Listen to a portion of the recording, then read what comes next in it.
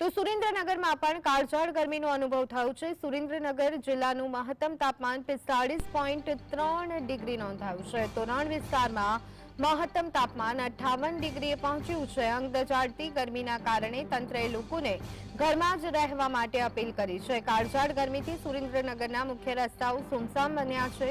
હજુ પણ આગામી 5 દિવસ હવામાન વિભાગ દ્વારા હીટવેવની આગાહી કરવામાં આવી છે।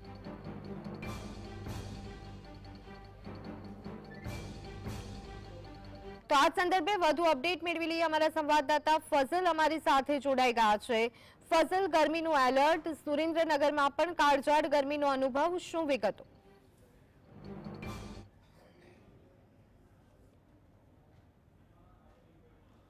સુરેન્દ્રનગર જિલ્લામાં ઊભી થઈ છે।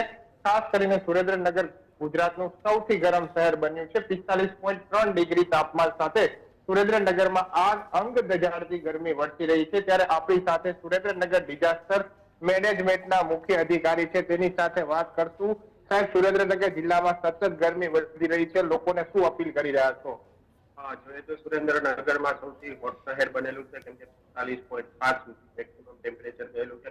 આજે પણ એટલી ટેમ્પરેચર જોવા મળેલું છે અને હજી આગામી દિવસોમાં પણ હવામાન વિભાગે 24 તારીખ સુધી તાપમાન જળવાઈ રહી છે, એટલે 45 ની આજુબાજુ અરાઉન્ડ રહી છે એવી આગાહી।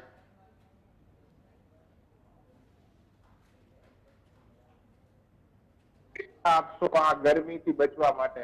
હા, ખાસ કરી અને જ્યારે તાપમાન વધતું હોય છે, ગરમ હવાઓ લાગતી હોય છે, ત્યારે આપણે ઘરની બહાર ન નીકળવું જોઈએ। ખાસ કરીને બાળકો, વૃદ્ધો અને પ્રેગ્નેન્ટ સ્ત્રીઓનું ખાસ પ્રમાણમાં ધ્યાન રાખવું જોઈએ। જ્યારે આપણે તડકાના ભાગરૂપે બહાર નીકળતા હોઈએ છીએ કામ કરવા માટે, ત્યારે ખાસ આપણું શરીર ઢાંકેલું હોવું જોઈએ। ટોપી, ચશ્મા અને મોઢે રૂમાલ બાંધેલો હોવો જોઈએ। તેમ છતાં બી અડધી કલાકે પાણી પીવું જોઈએ। અને ખાસ કરીને સાહેબ, રણ વિસ્તાર છે, ત્યાંનું તાપમાન છે તે 47 ડિગ્રી વટાવી ચૂક્યું છે। આવા તાપમાનમાં અગરિયાઓ પણ સારી મજૂરી કરતા હોય છે, તેમને શું અપીલ કરશો?